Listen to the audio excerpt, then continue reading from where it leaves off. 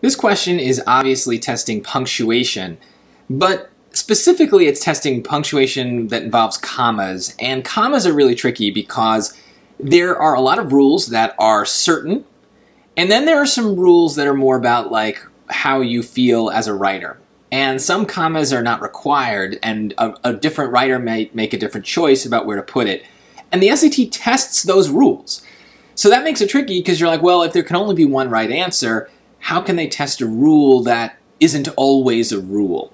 Well, it's because they test multiple things at once, and we need to kind of balance these like optional rules and see what choice kind of follows whatever optional rules it wants, but also follows the required rules that we have no choice but to follow. And so the way to think about this, and this works for pretty much any punctuation question, but I think it's really true here, is we want to just narrow our focus as much as possible. Notice that there are multiple things going on in these choices and make some decisions in little places, not just overall. So one thing I noticed right away is that this dash makes no sense. Buildings are draped with festive red banners and garlands. Right, well the garlands piece is kind of part of the idea. Why would we separate it out with this dash? We wouldn't. One way that you might think of it is that a dash is kind of like a long pause and a comma is a short pause. And so if we're not really separating out some idea, we don't really want to like have a long pause kind of just randomly in a sentence.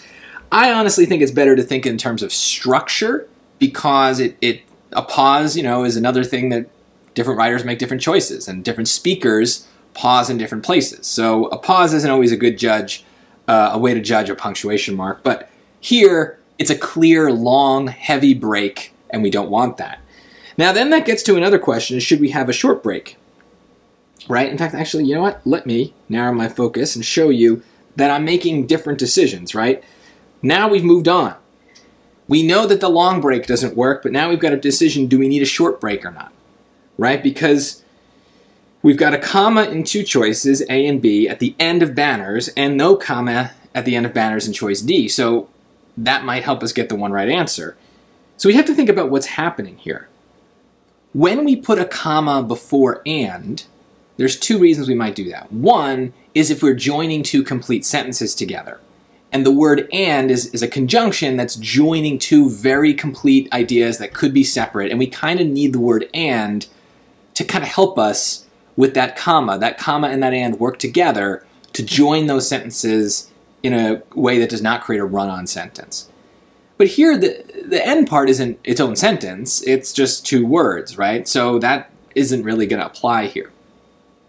The other reason we might use a comma before and is if we have a list, specifically a list of 3 or more things.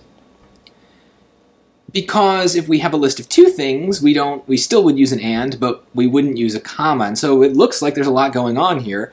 But if we notice, what are the things we're talking about? Buildings are draped with festive red banners and garlands. There's only 2 things in this list. Banners and garlands. Yeah, we're describing the banners a lot before we kind of get to them, but those are not separate items in the list. And that's actually what choice A kind of is trying to trick us with, is it's making us think that it's a longer list than it actually is. So when we have a list of 2 things, we do not use a comma. So just let me write that down for you guys, and there we go. That means that that comma in A is wrong, and the comma then in B is wrong, and that forces us to pick choice D. And notice there were other commas. There's a comma here after draped, there's a comma here after festive and red, and so we've got different other choices to make, but because we narrowed our focus, we didn't end up needing to think about those commas.